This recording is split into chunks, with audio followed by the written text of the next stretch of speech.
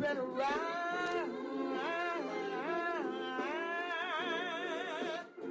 Come on and ride.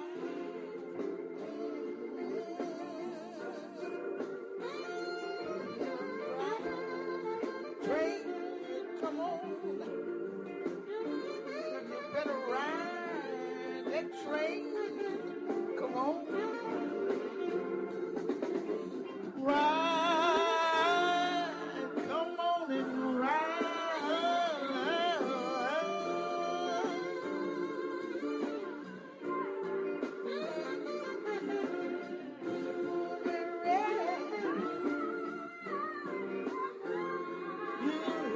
People get ready. I said now people get ready to ride this train. You better come on, ride, ride on. People get ready.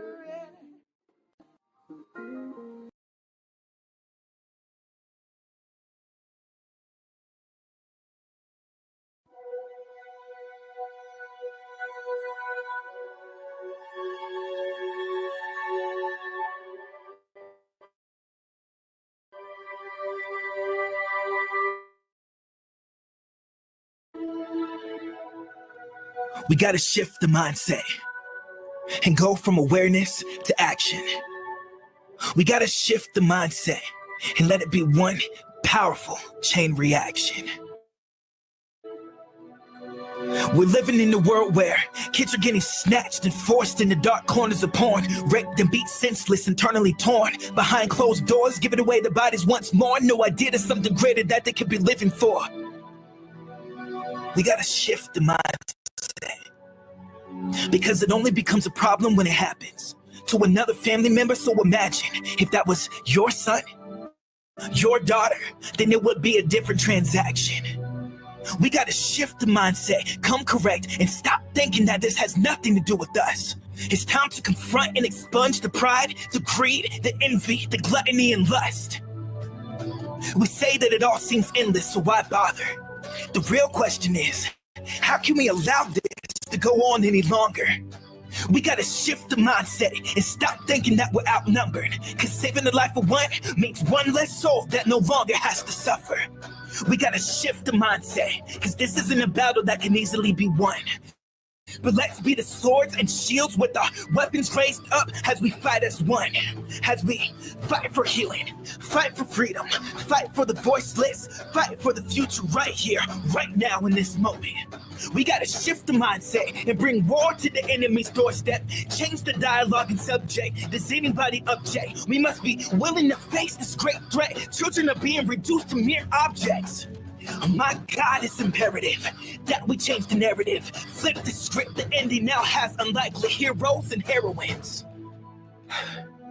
We gotta shift the mindset. In the chaos, there can be comfort. Cause saving the life of one means one less soul that no longer has to suffer.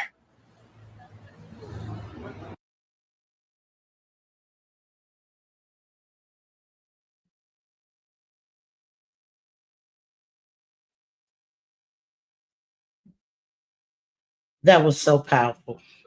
Very powerful. That was so powerful. We got to shift the mindset. We got to change the way we are thinking. And he talked about our kids being reduced to just mere objects. We've discussed men, we've discussed women, and these kids is probably the one that I'm even more passionate about, because the future is in front of them. They have so much that they can give. I mean, think about all the stuff the kids have to deal with these days. And I think throughout generations, we always had to deal with stuff. But how do we help them? That's the thing. And how do we do it together? That's the thing. And stop playing. It's not being lazy about it. And I know that we work hard, but these are our kids. They belong to us. We bring them in this world. Now, how do we stop this? There is a bleeding going on. Our kids are not succeeding by and large. Mediocre jobs. You know, kids going to school, getting out of school, and not even having a skill that could get them to a job the day after they graduate. And they're all forced to either go to college or make nothing because schools thought it was a great idea to take metal shop out of the school, to take wood shop out of the school, to take things that some kids could build a life around, and it's gone. What are they supposed to do? There's 24 hours in a day. And when you're a parent, an active parent, that 24 hours seems like 5 or 6.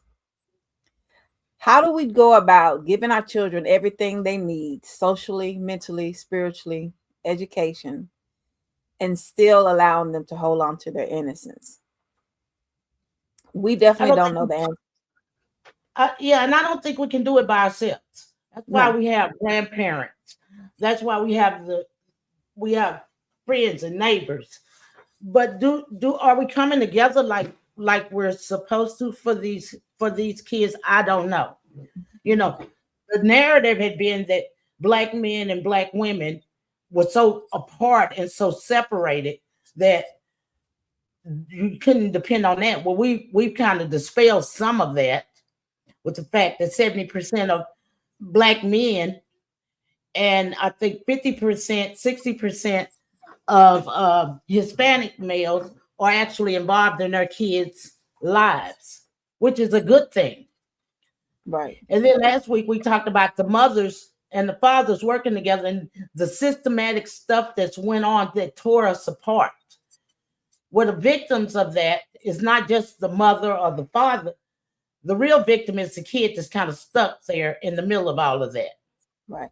And we have to, in all of that, we have to remember you have to love your child more than you dislike your mate or your ex-mate. You have to. You have to. And y'all can't take your eyes off the prize. And none of us, me, you, none of us got this down perfect. But, you know, some of this is common sense. But common sense don't make it easy to do. And you know, I guess today I'm a little raw than I normally am. I have been in these last two because I don't understand why we would even think that it should be easy. It's not easy. Right. It shouldn't be easy. You know, last week we heard a song, and one of the verses in the song was, if our ancestors could walk miles and miles and miles and miles and miles barefoot to get to freedom. I mean, have we visualized what that looks like? What that feels like? That every step you take could be death? I talked to my grandkids yesterday about, you know, we talked to boycott and we talk about all kinds of things. We don't limit it to the civil rights movement. But for the sake of this, we were talking about the boycott, and then and I was telling how we had to pay and then get off the bus and go around to the back to get in the bus. And my granddaughter said, I bet I wouldn't even ride the bus. I said, so you'd walk to work? And she thought, yeah, well, that's just around the corner. Well, what I said, well, what if where you live is, I live in Plano. Well, what if where you live is in Richardson, a whole nother city? You want to walk there? And she said, no. And I said, well, I'd like you to know that they did. They got up earlier and they walked. And I told her that all kind of people helped, not just black people, white people helped, all kind of people helped. Some people did caravans and cars to get them from one place to the other while they were boycotting. But are you willing to, why in our generation, in the days that I'm alive, is there this perception that it's got to be so easy? It's a different time, and we become conditioned to be lazy. We're lazy, not just the children, but the adults. We're spoiled and we're lazy.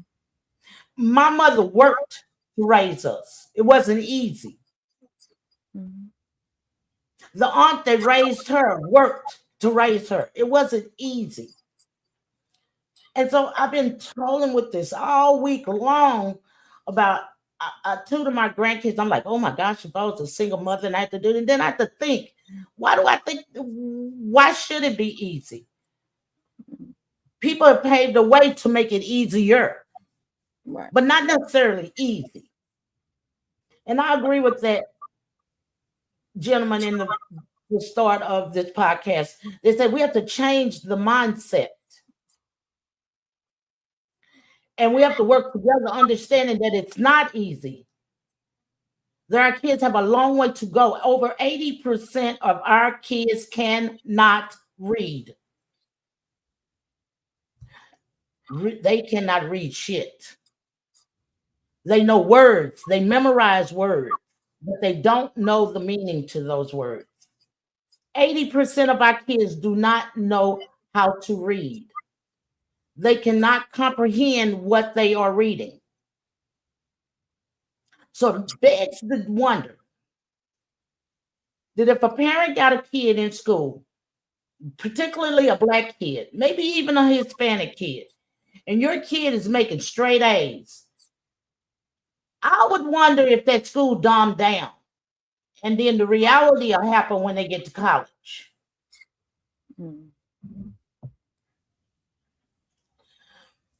Robin and I was talking earlier, and we were talking about drilling things down. On the surface, they may know. But have we drilled down to see if they really know? And do we even know? That was the other thing. I mean, if you're not a person that's just like a natural nerd or love researching, it's going to be a struggle to help your kids get to the information when we may not have the information. But we need to find the tools out there to put in their orb so they can get that information that they need. A lot of times, like you were saying, are their A's dumbed down? A lot of the times also you find that a lot of kids that do know the knowledge, that have the knowledge, they dumb down so that they can fit in with their friends. Right. We need you all not to dumb down. We need you to stay where you are. Stay smart. Don't be the class clown, or don't be silly because it helps you to fit in with your peers. It won't benefit you in the long run. We're holding you accountable as well, children. Yeah, I've often said, I've never known a kid that I won't tell a kid ever that you don't owe me anything, because I don't do anything for free. Nothing. I don't do anything for free. Although I may not be looking at monetarily being reimbursed, I do expect to be reimbursed for my efforts. And the only way to reimburse me is to give it all you got, to be the best you that you can be. Otherwise, it's not paid in full. I don't think that we should tell kids that they have no responsibility at all to anyone, to anything. I think that breeds entitlement, and they still entitled even when you do tell them that they are responsible for something. But I think it makes it even worse. Right. Our kids are not dumb. Our kids are not slow. Of course, there's always people with learning disabilities, and that's a fact of life. But our kids are not dumb, by and large.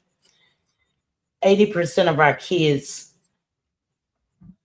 are not dumb. So what's the problem? So what's going on with the education? And I want to do another video because I want to hear from the young people. I want to hear what they have to say. One of the first people that I'm going to do is a young man that graduated from Harvard, young black kid. And when he was in high school, he actually wanted to give this speech because he was a valedictorian in high school, and they refused to let him do it. When he graduated from college, they didn't. They allowed him to do the speech that he originally wanted to do back in high school. And I want us to listen to him and to think about what he says. And I just want to hear the young people, because our people are not slow in any way, form, or fashion. And some of our, and not everybody, we said that be careful. All I'm saying is validate those aides. Make sure that they're at the level they need to be, and it wasn't just an aid given. Validate that. But we have brilliance and we have excellence in our community.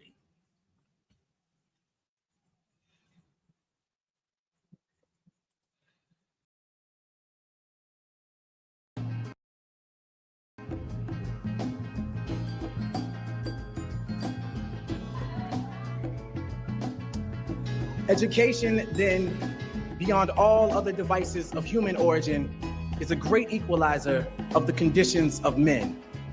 Horace Mann, 1848. At the time of his remarks, I couldn't read, I couldn't write. Any attempt to do so, punishable by death. For generations, we have known of knowledge's infinite power, yet somehow we have never questioned the keeper of the keys, the guardians of information. Unfortunately, I've seen more dividing and conquering in this order of operations, a heinous miscalculation of reality. For some, the only difference between a classroom and a plantation is time. How many times must we be made to feel like quotas, like tokens and coin phrases, diversity, inclusion? There are days I feel like one, like only, a lonely blossom in a briar patch of broken promises, but hey, I've always been a thorn in the side of injustice, disruptive, talkative, a distraction with a passion that transcends the confines of my own, beyond your curriculum, beyond your standards. I stand here, a manifestation of love and pain, with veins pumping revolution. I am the strange fruit that grew too ripe for the poplar tree. I am a dream act, dream deferred, incarnate, and a movement, an amalgam of memories America would care to forget. My past alone won't allow me to sit still, so my body, like my mind, cannot be contained. As educators, rather than raising your voices over the rustling of our chains, take them off, uncuff us, unencumbered by the lumbering weight of poverty and privilege, policy and ignorance. I was in the 7th grade when Miss Parker told me, Donovan, we could put all of your excess energy to good use. And she introduced me to the sound of my own voice. She gave me a stage, a platform. She told me that our stories are the ladders that make it easier for us to touch the stars. So climb and grab them. Keep climbing, grab them. Spill your emotions in the Big Dipper and pour out your soul. Light up the world with your luminous allure. To educate requires Galileo-like patience. Today, when I look my students in the eyes, all I see are constellations. If you take the time to connect the dots, you can plot the true shape of their genius shining in their darkest hour. I look each of my students in the eyes and see the same light that aligned Orion's belt in the pyramids of Giza. I see the same twinkle that guided Harriet to freedom. I see them. Beneath their mask and their mischief exists an authentic frustration and enslavement to your standardized assessments. At the core, none of us were meant to be common. We were born to be comets, darting across space and time, leaving our mark as we crash into everything. A crater is a reminder that something amazing happened right here. An indelible impact that shook up the world. Are we not astronomers searching for the next shooting star? I teach in hopes of turning content into rocket ships, tribulations into telescopes, so a child can see their true potential from right where they stand. And injustice is telling them they are stars without acknowledging the night that surrounds them. Injustice is telling them education is the key while you continue to change the locks. Education is no equalizer. Rather, it is the sleep that precedes the American dream. So wake up, lift your voices until you patch every hole in a child's broken sky. Wake up, every child, so they know of their celestial potential. I've been the black hole in a classroom for far too long, absorbing everything without allowing my light to escape. But those days are done. I belong among the stars, and so do you. And so do they.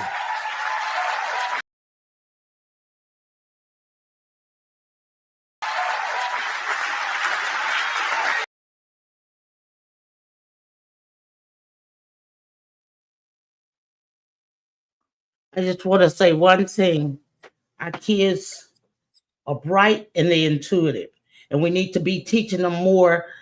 And this is not to minimize. We need to teach them more than Martin Luther King and Rosa Parks and civil rights movement. And our kids know it. And this is not, they need more dots connected. And I couldn't say it any better than this young man. The one thing I want to hit on that he said reading and writing was a punishment that was deemed a crime. They knew it then and they know it now. They know how smart you are. They know how smart you're capable of being. They know what you can do. Young kids, learn your lesson and make your mark in this world. You have the key to your future. Don't leave it at the door. Open that door. Tear down those barriers. Get rid of those ideas, those stigmatisms that they have against us. You hold the key to that. Only you. Only you. Make your mark. Do what you need to do to be successful. Do what you need to do to make the money you want to have, to live in the house you want, to drive the car you want, to live the kind of life you want. Do what you need to do to be successful. Not just for your parents, not just for the world, but for yourself. We know you have the capability of doing that. Don't let us down. You owe yourself and you owe your parents that. Make your mark.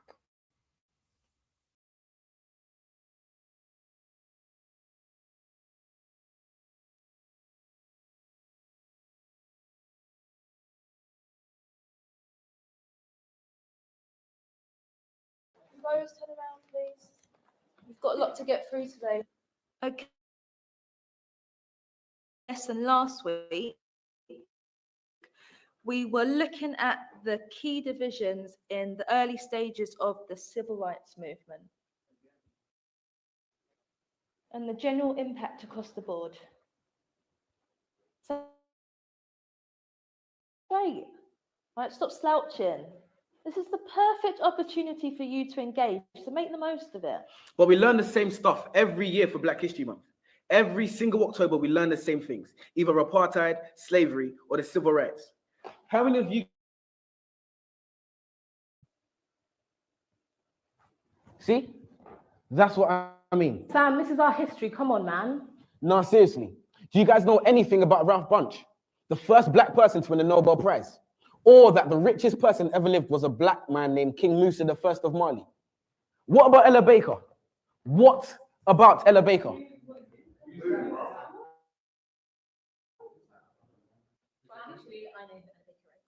One of the most influential women of the civil rights movement. This is why I can't take Black History Month seriously, man.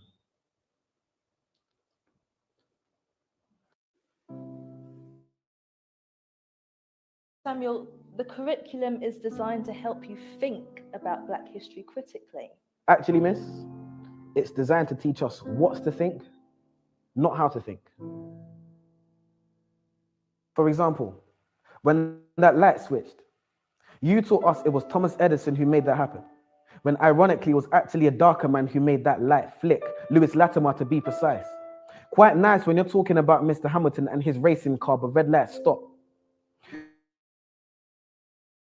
Man, but those dreams can't be achieved because our brains are in chains, our minds are enslaved, so we won't get our redemption. Morgan, free man. Will we ever be free, man, and leave this state of imprisonment and take that walk of free, damn it, green man from a traffic light invented by the same man who made gas masks to protect our organs? Another free man named Garrett Morgan. But I bet you never knew that. We need to open our minds. But how can we be taught to see if the blind lead the blind? The first person to develop significant eye surgery was a black woman named Dr. Patricia E. Barth. Now, on that note, there's a question I must ask. If this is a great opportunity to learn and be engaged about our past, why are we not actually being taught about our past?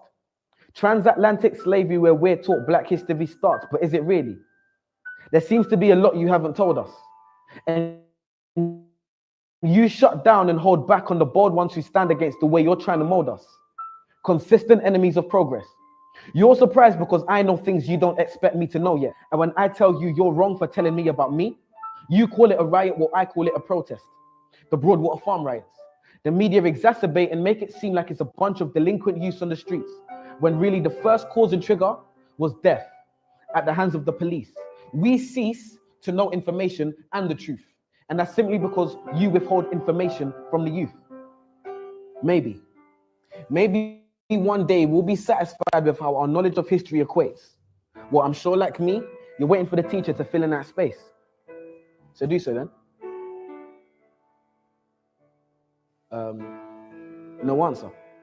Well, maybe I can help and just throw out there some names. Mary Seacole, a Crimean war nurse. Mary Prince, a black female author. To be precise, she was the first. Bernie Grant, influential local activist and respected NP. Trevor McDonald, one of the first black ITN journalists to hit the TV screen. Jamal Edwards and SBTV. And when Fuse ODG brought the Yazonto dance to the UK, and my foot swayed to the left and to the right like the wipers of a car's windscreen, and DJ Abrante brought Afro beats to the streets. See, it's funny when we think of our childhood memories. A man who was actually funny, Lenny Henry.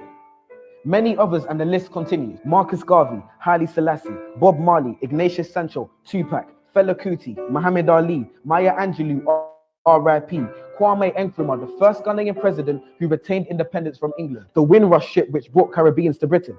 So much to learn in just 1 month. A tip of the iceberg, a tiny grace. And what was the first black Roman emperor's name? Years passed and we're still caught up in the same civil rights age, which isn't bad if you learn something new, but we don't. And we're not being taught enough about our culture, so there's no one else to blame but you. And if not you, then who? Questions, questions, questions. If you're not teaching us these things, then I'm inclined to believe it's because you don't know.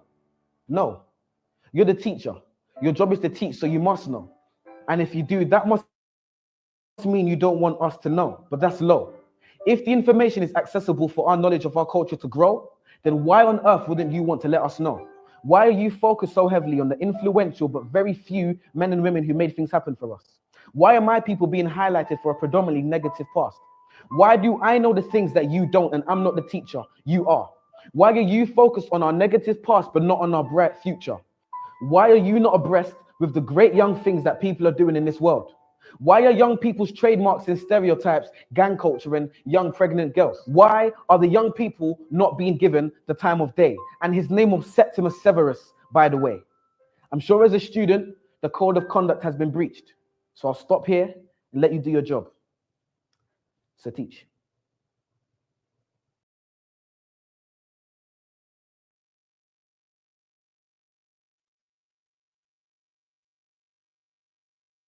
Wow. Definitely have something to say about that.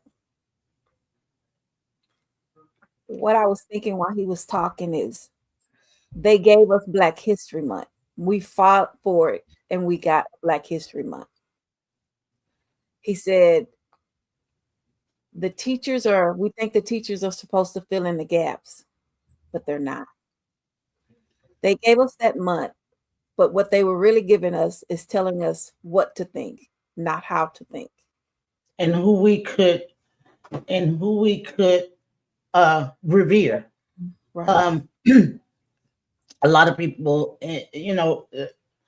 Black History Month has always been, it's the shortest month of the year, and it's always been controversial.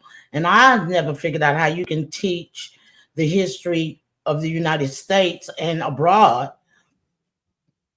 and then pluck out Black history when we're Native Americans, just so many people of color are woven in the fabrics of United States progress. And it should be something that we are learning all throughout the year and not plucked out like a cherry. And we're going to talk about, and we're going to tell you the people that we find that it's acceptable for you to revere. I remember a long time ago when Colin Powell was out, was working for Bush and the military, and someone walked up to me and said, he should be one of your heroes. And I didn't have a problem with Colin Powell per se at all. But I didn't appreciate someone telling me who should be my hero because that was acceptable to them. Right. And they felt like if it was acceptable to them, then it should be to me. And if every February I have to learn about the same 4 or 5 people, and we're not getting anything new out of that, I would be tired of that really quick. Mm-hmm. And part of telling American history should just be telling and showing real faces of the people that did those things. And you don't always have to put first Black, second Black, and third Black to ever do this. But in fact, make it, if it was a part of the American history taught correctly, you could see that they are Black. The Thomas Edison thing was a big thing. It's almost like the joke they played about Columbus discovering America that finally got totally trashed. Independence Day, we weren't independent. And so all of these different things, if you whitewash it, and everybody thinks that that's who it is, then no wonder our kids are not interested in hearing. I don't know how long, I'm a big Martin Luther King fan. I'm a Malcolm X fan. I mean, I'm big behind Malcolm X and Black Panthers. But I know they're not the only people in our history that made contributions. Right. And for people to say, with the exception of Malcolm X and the Panthers, because they still not going to teach that much about that. But Martin Luther King, Rosa Parks, and Thurgood Marshall, that reduces us, and again lowers the ladder for us. These are the only ones we can that we find acceptable for you to learn. And we have to get to a place where people don't tell us change the mindset. Reach for the stars, get to a place where we are not allowing anyone to tell us what is acceptable for us to know and who is acceptable, and walk away from what we've done in this country collectively and put a lot of money in a lot of people's pockets, and that's just the truth. Put a lot of money, a lot of generational wealth came on our backs.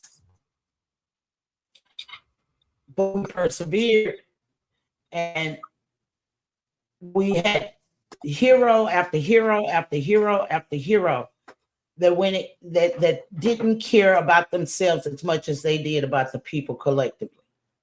They put their lives on the line.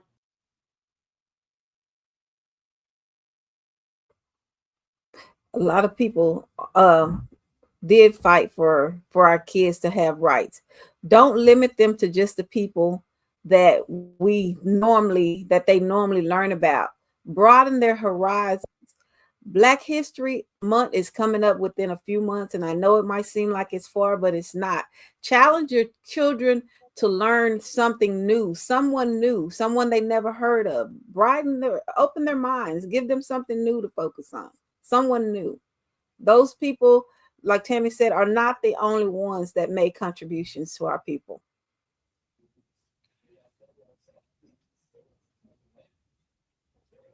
You had some difficulty? Yeah, I did, but you can continue to talk. So the parents, well, we know this is for the children. This segment is supposed to be about kids, but we need you all to stand up and be a part of this. Educate our children in a deeper sense. Introduce them to new people, because there are so many people that contributed to us, even if it's small appliances around your house or things they use every day. Put a name on it, put a face to those things that the children will know this is something that you can do. They may have no idea that someone black contributed to making the toaster, the oven, your dishwasher, the shoes, the certain pair of shoes, or anything. So educate our children. Let them know that we go beyond the 4 or 5 people that the school system said we're supposed to be proud of. There are so many more. Absolutely, absolutely. As parents, I said in the beginning, this is not supposed to be easy. I'm gonna modify my request that we have a library in the home. I still believe that, but I don't think it's a good idea just to tell kids to go over there and get a book and read. I think it's about having a discussion about what they're reading, and I think that the books in our library definitely need to have books from Black authors, but I also think others as well, because they have to live in a world with people of all nationalities, and to understand how they are all connected and interconnected in some way, be it good or bad, is very important. If we isolate or tunnel vision our education, I think we serve a disadvantage. Now, I will be the first to say that it hasn't been a lot taught about what we contributed, and I would put some emphasis on that quite a bit. But there are other things, and there is a world of that they have to exist and live in. If someone wrote, I would have my child learning every book about managing finance, and I wouldn't care who the author is. I want somebody good, but I'm not going to base that on race. Now, if someone wrote something and people are prospering off of what they've written, or the child, or even you as an adult, even me as an adult, if I'm learning a better way, to handle my finances, then I'm going to buy that. I'm going to buy the books that's going to teach my kid how to handle finances. It's that plain and simple.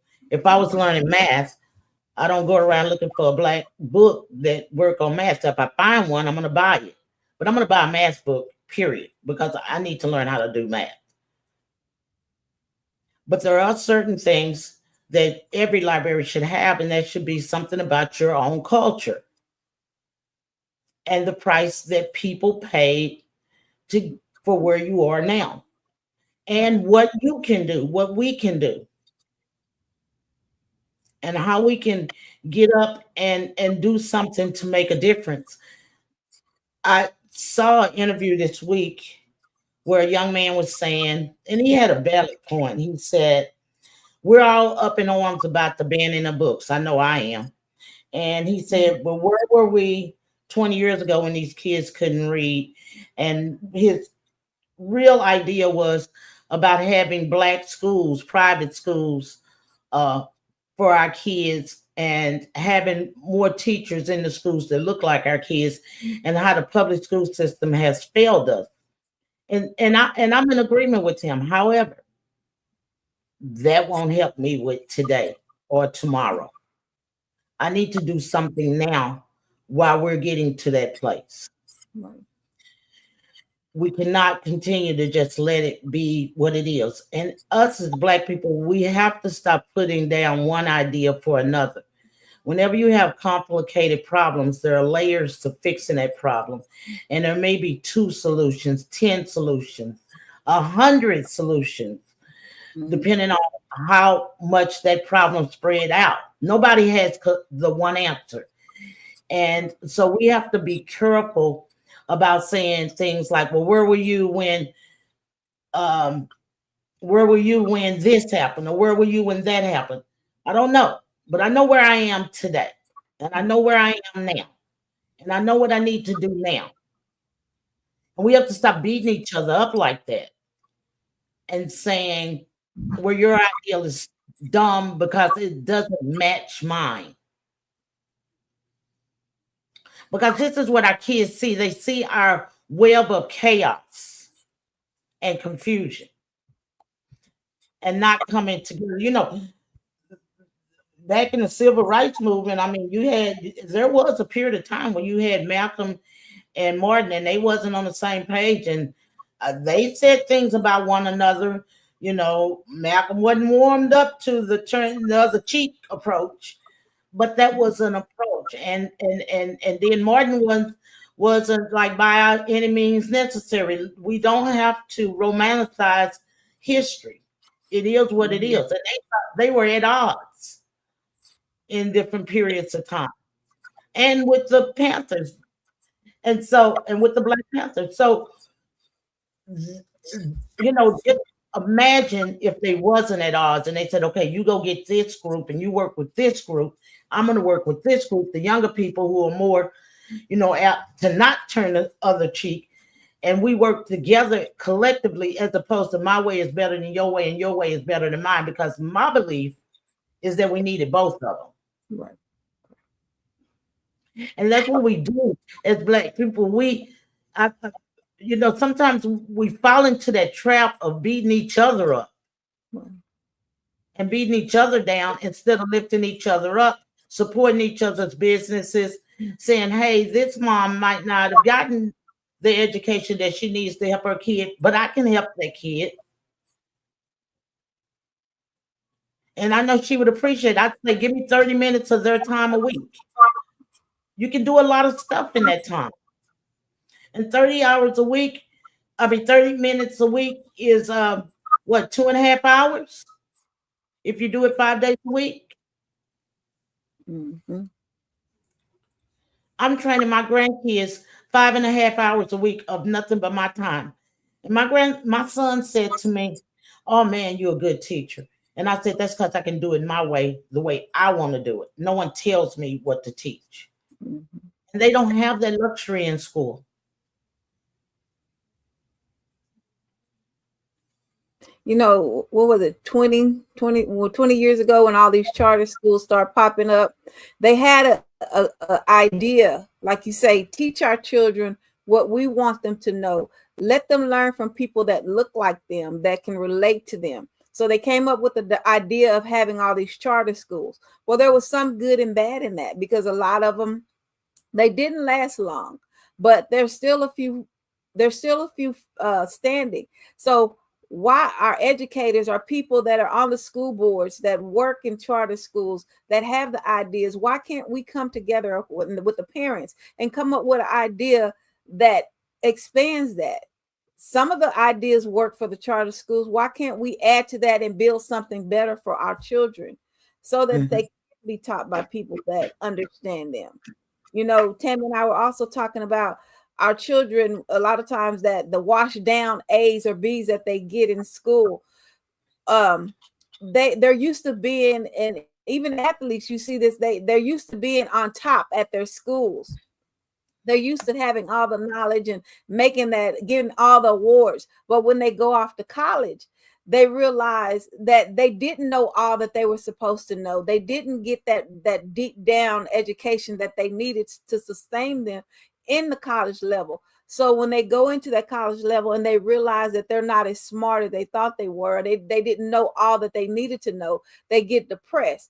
That's why the depression rate for our young people is on the rise, because they go into a depression because they feel lost. They feel misunderstood because they go into a different segment in their life and they don't know how to relate to those new surroundings. So we have to do more about educating our kids in a different way so that they are prepared for when they reach that plateau of going into a different segment into their lives. We got to work together. We got to do this. We really do. So mothers and fathers, you're doing a job of being around our kids. We got to keep them safe. And then educate them. And it's up to us. It's um, it's up to us. We have a post here. It says, "Good evening, ladies. You are absolutely correct." It's from Miss McCoy, and it says we have to do something now. Never mind about yesterday. Grassroots groups and collective homegrown groups can work together. We have the unfortunate history of crabs in a bucket mentality. We are educated, bright, like minded, and able to bring together if we work together. We sit around and complain about the white man moving the goalposts all of the time. But what about our own people who move the goalposts? Right. Sad but true. Absolutely. Thank you for your comment. Thank Um, you. Absolutely. We have to raise the bar. We have to do it. Operative word there is we. Each one of us individually. If we do it, no one is going to raise the bar, and no one's going to jump in and save us this time. No one's going to jump in and save us. We have always had to save ourselves, and this is a time to do it. If 80% of our kids can't read, I mean, I don't know what else to say. If 80% of our kids cannot do math, not financially literate, not creatively thinking, not critically thinking, every day from 8 to 3 or 8 to 4 or however hours that they're in school, that and not being challenged, and they spend a big portion of the day in school, then it behooves us to do it. And the kids are going to have to be a little bit more exhausted, and so is the parents, and give them a break, and then get them somewhere at the table and sit there with them before you eat. Do it while you're eating dinner, whatever. Stop feeding your kids at midnight. Feed them at 7. I'm sorry. Feed them by 7. You know, we got habits, Black people, and some of them we may have to curb. We may have to think about the schedule that we have and adjust our schedules if we in fact at home with our kids in the evening. Now, some parents work in the middle of the day, some work at night. You might have to use some weekends or your day off to do this and be tired. I'm not really feeling sorry for that. That is in our DNA to do what we have to do to get where we want to get. James Farmer, sorry, a little history there. That's what he said.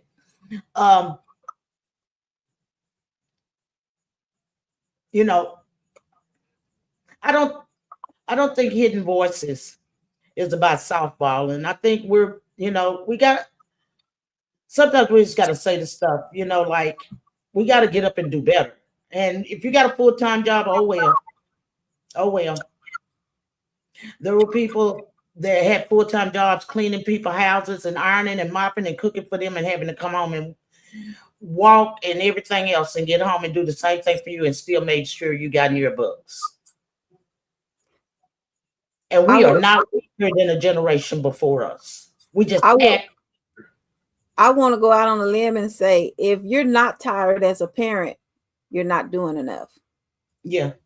You're not doing enough. If you are not tired, you're not doing enough. Because unfortunately, that's what we signed up for. Do all we can do for our children. And that's why if y'all work together, then it'll take some of the load off. If you work together. Parents, and it'll help. Yes. Yeah, parents work together. And then the extended family. So I guess the message that we're sending today is we are in a very serious place with our kids. And we are burying them and we're watching them living from pillar to post and sleeping on people's couches and stuff like that because they cannot afford to live outside their family's house or they can't afford to live independently on their own. And we need to do something about that before we continue to raise generations of people that cannot do these things. And have 20% of our people are shining star. We have way more than 20%. all day and twice on Sundays. Robin, so we need to do what we always do, which is to share a couple of things. Yes. Okay.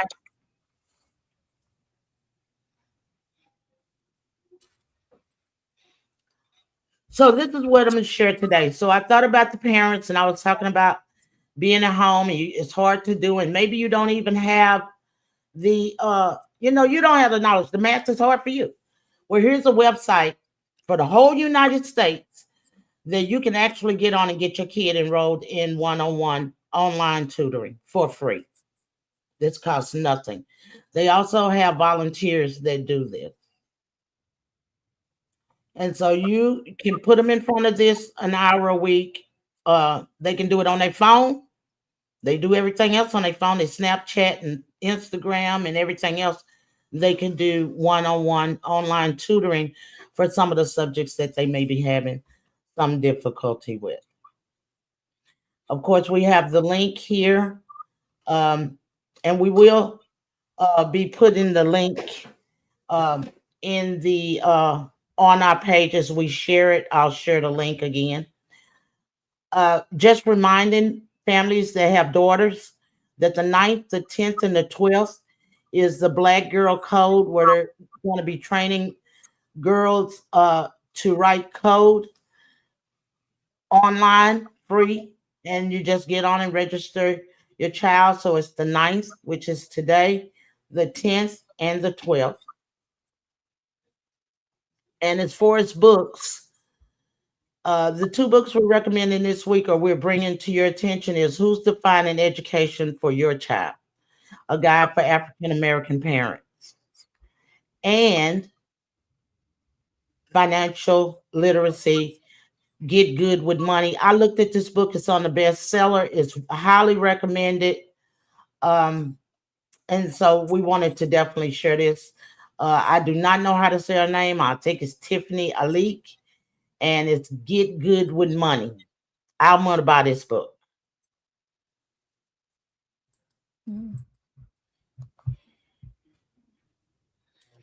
And Robin, you wanted to share a young entrepreneur that's a kid.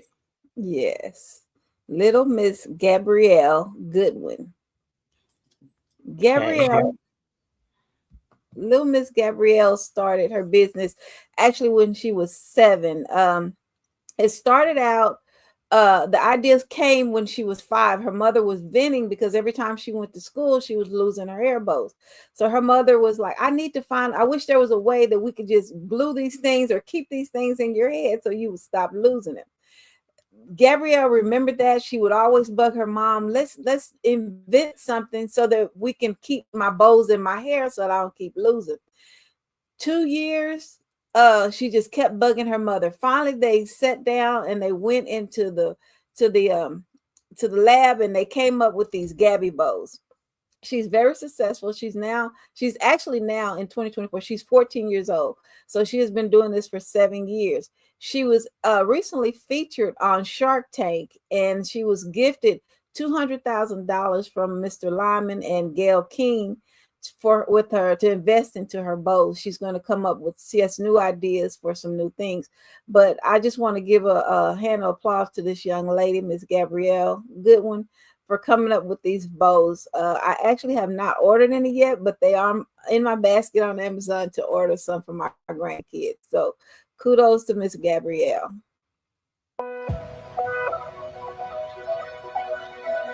Everything in this business feels great to just help people out. I'm just very grateful to help other people not lose their breath.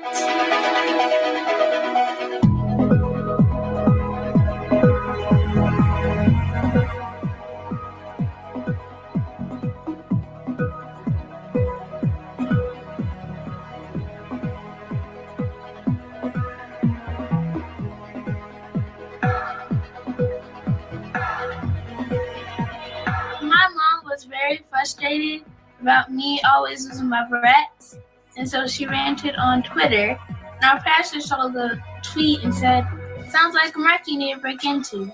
And so my mom told me I was 5 So I kept asking her, when are my bros coming? When are we gonna make my bro?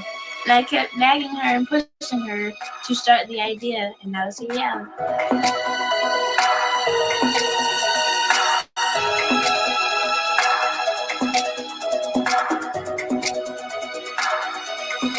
They are fully patented now. So first we had our provisional patent, and it covers for like a year. And then we got our design patent, which took a year to get. And then now we just got our utility patent, which was very exciting. So now we are fully patented.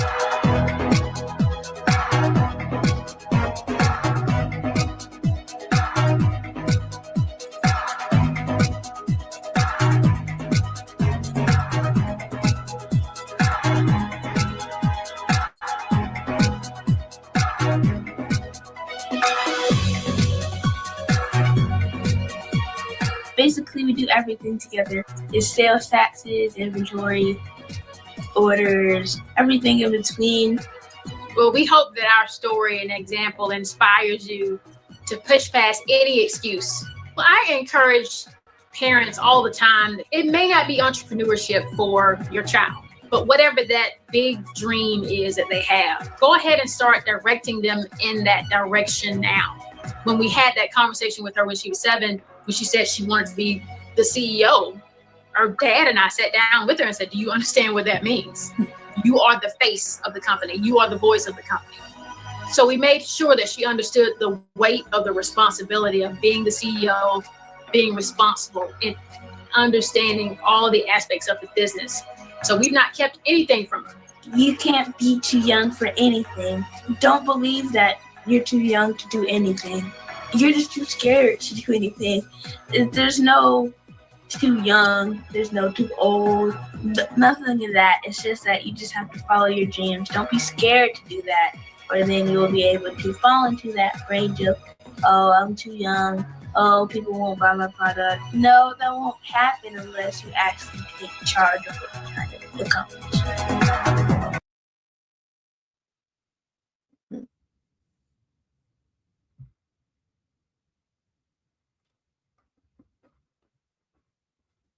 Great job. So we have another comment also. It says, we have gotten away from what our grandparents did. We must learn the value of our lives and be accountable for them, or others will continue to place value or lack thereof. We are worth more. So, Robin, we have a last video. So you want to take your minute, and I'm gonna let my video speak for me. Okay. Go right ahead. I just want to remind the children that you're here for a purpose. You have a light. Don't dim your light for anyone or anything. Become what you want. The sky's the limit. Don't quit. You have the key. Make sure you use it. Thank you.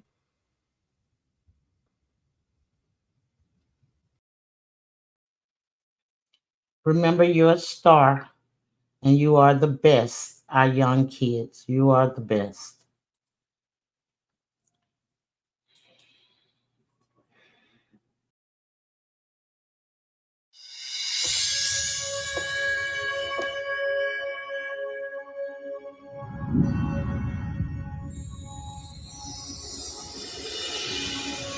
Are we born wicked, or do we have wickedness thrust upon us?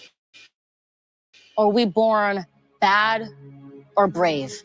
There is a world we miss when we misbehave, but we miss just as much when we misconstrue, when we distrust what is different and detest what is new.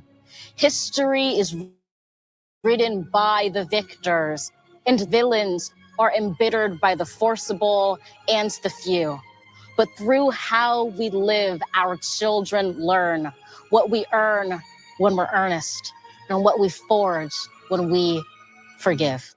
Only with decency do we discover people are not born evil.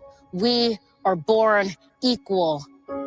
Green, not with envy, but what we envision in each other. as sentimental mankind finding ourselves even in the dark.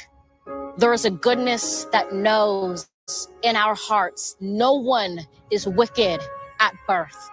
We are born to light the wick of the earth. We are all that girl. When something changes within us, something changes in this vast world. We will never be the same. This feeling, fervid as a flame, has a name. Unadulterated loving. Rushing, flooding together, we will stare down the Emerald Tower. We will not cower. We will not let our power take over us, but let ourselves take back our power. We won't just say we're sorry now, rejoicify that we're glad and grateful just to be seen and not listened to. We'll dream, soar into the blue, rise up to a new reality, because defending the good is how we defy gravity. So if you dare to find us, look to our west-turned eyes. Everyone won't do good deeds, but all deserve the chance to try, to be understood as we should. And if this they would mourn as wicked, then let this wicked do us good.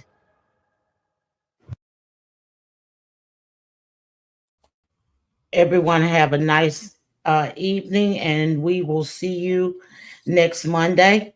Thank you for joining us, and we'll have another good topic next week. Thank Robin, you. good night. Good night. Good night.